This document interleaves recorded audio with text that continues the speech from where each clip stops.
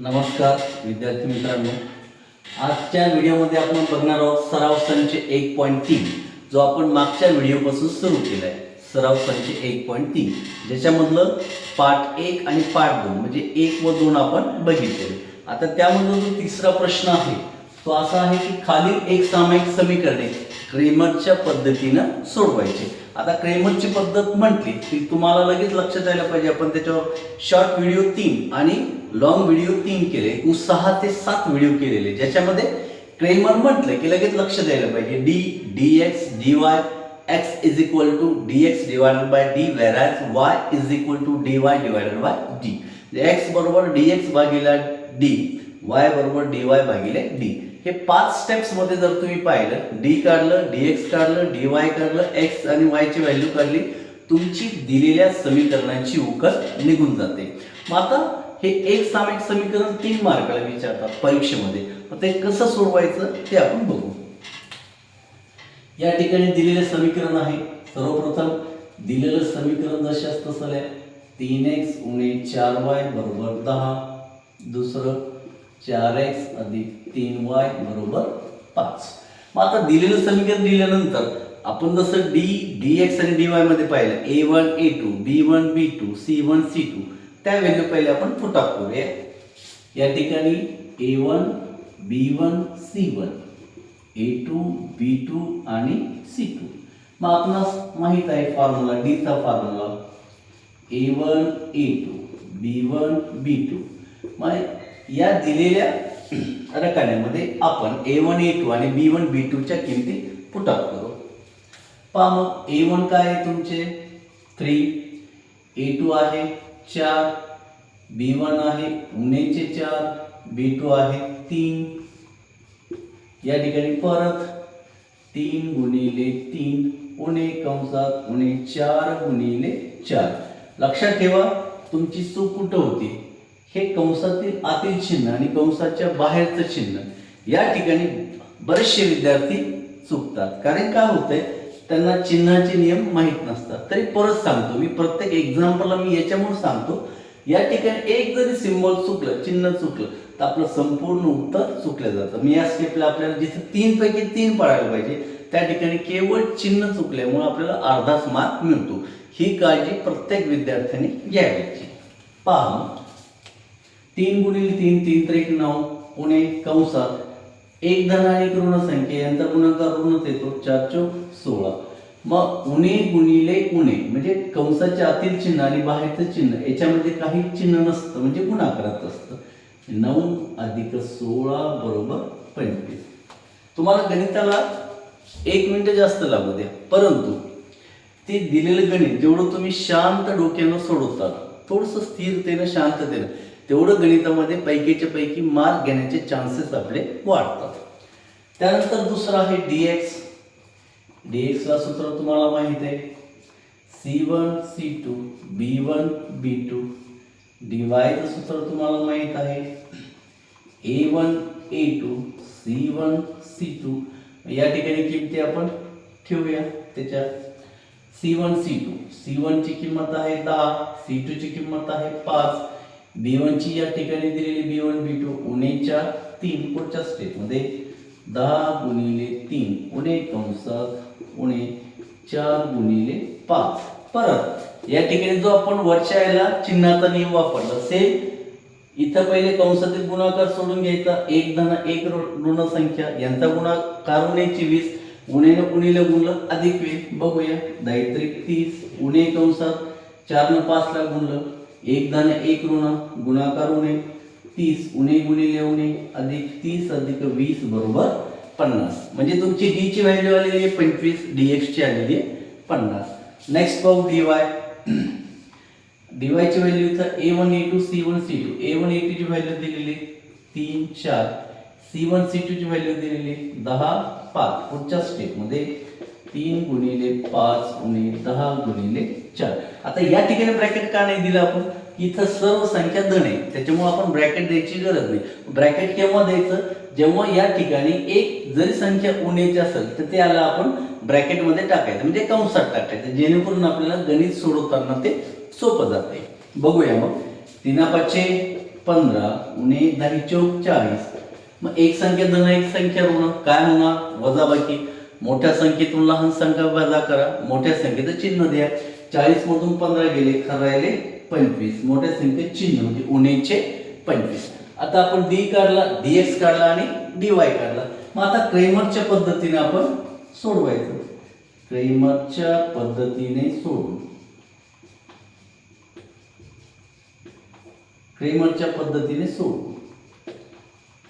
आता क्रेमरची पद्धत काय तुम्हाला पण माहिती आहे. x is equal to dx divided by d म्हणजे x बरोबर dx भागिले d. मग dx ची व्हॅल्यू किती आहे 50. d ची व्हॅल्यू किती आलेली आहे 25. मग 25 न 50 ला भाग द्या. 25 का 25 25 दोन्ही 50. x बरोबर 2. y बरोबर काय dy भागिले d. dy ची किंमत आलेली आहे उणे 25. d ची किंमत आहे 25. 25 न 25 ला भाग दिला. 25 का 25 उणेचे 1. मग तुमची उकल आलेली आहे. दिलेल्या समीकरणाची उकल प्रथम x ची व्हॅल्यू 2, दुसरी y ची व्हॅल्यू उणेचे 1. अशा प्रकारे जर हे गणित आपण सोडवलं तर पैकीच्या पैकी मार्क्स आपल्याला मिळणार. परंतु गणित सोडवताना शांतता, स्थिर माइंड बिलकुल कूल हवंय तुमचं. थंड डोक्यानं गणित सोडवायचं. चूक होणार नाही. थोडीशी एक्साइटमेंट किंवा थोडीशी घाई आपल्याला खूप मोठी किंमत मोजावी लागते. एक जरी चिन्ह आपलं चुकलं तर त्या ठिकाणी संपूर्ण उत्तर चुकलं जातं. मग चिन्ह किंवा कॅल्क्युलेशन करताना सर्वांनी त्याची काळजी घेणे आवश्यक आहे. आता आपण सेकंड एक्झाम्पल बघूया.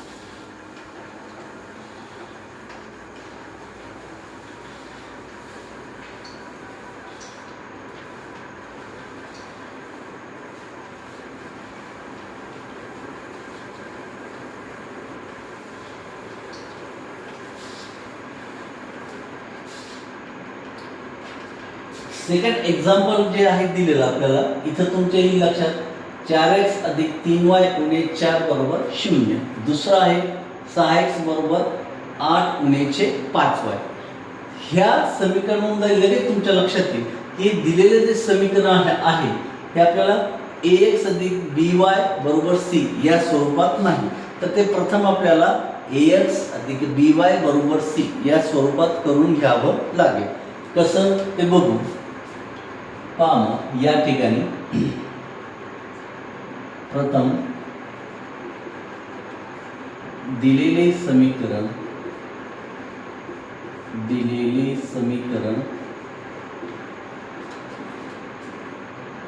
ax अधिक by बरोबर c या स्वरूपात लिहू.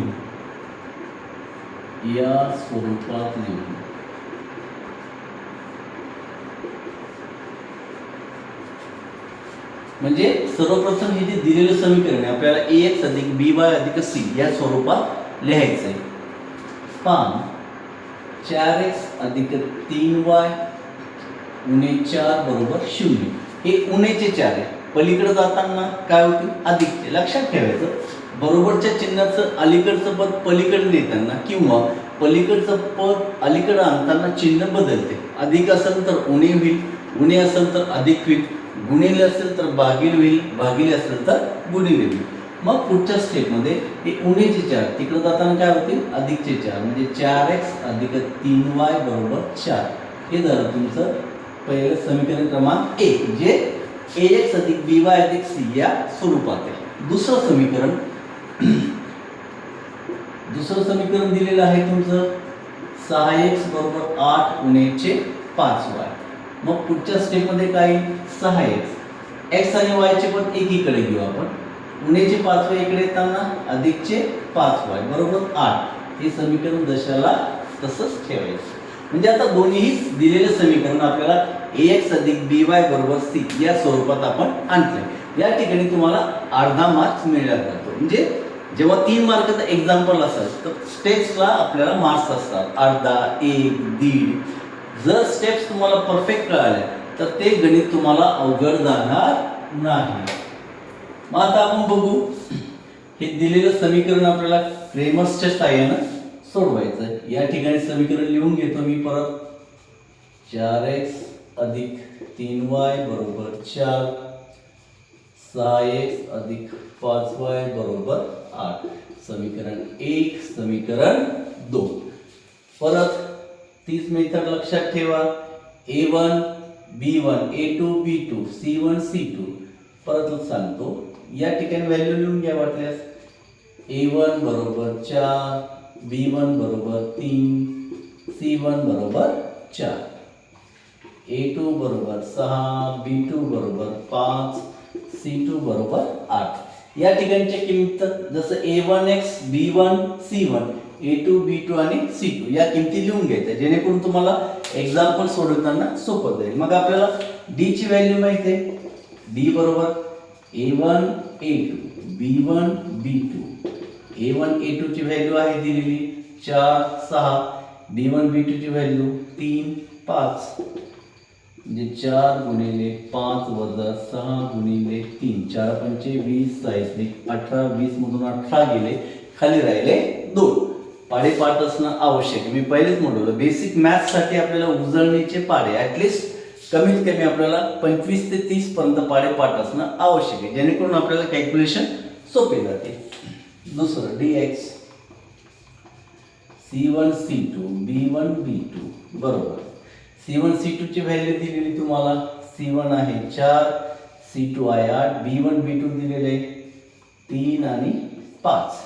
मग पुढच्या स्टेप मध्ये 4 गुणिले 5 वजा 8 गुणिले 3 20 मायनस 24। परत एक धन एक ऋण वजाबाकी, मोठ्या संख्येचे चिन्ह द्या, 24 मधून 20 गेले, खाली 4, मोठी संख्या 24, उणीचं चिन्ह।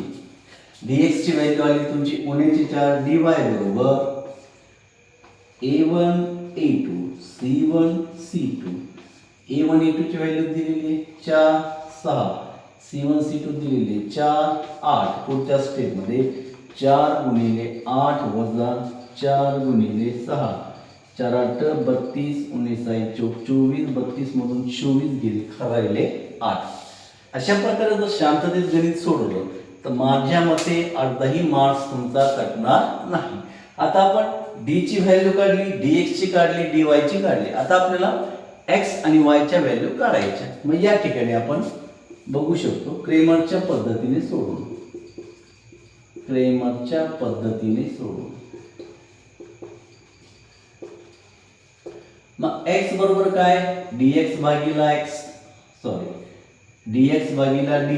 dx ची व्हॅल्यू किती आलेली, उणीचे 4, d ची व्हॅल्यू आलेली 2, बेक बे बी 2 4। एक धन एक ऋण संख्येचा भागाकार ऋण संख्याच असतो। y बरोबर dy भागिला d। dy ची किंमत आहे 8, d ची किंमत 2, बेक बे बे चौक 8, y बरोबर आलं 4। उकल आलेली आहे तुमची उणे 2,4।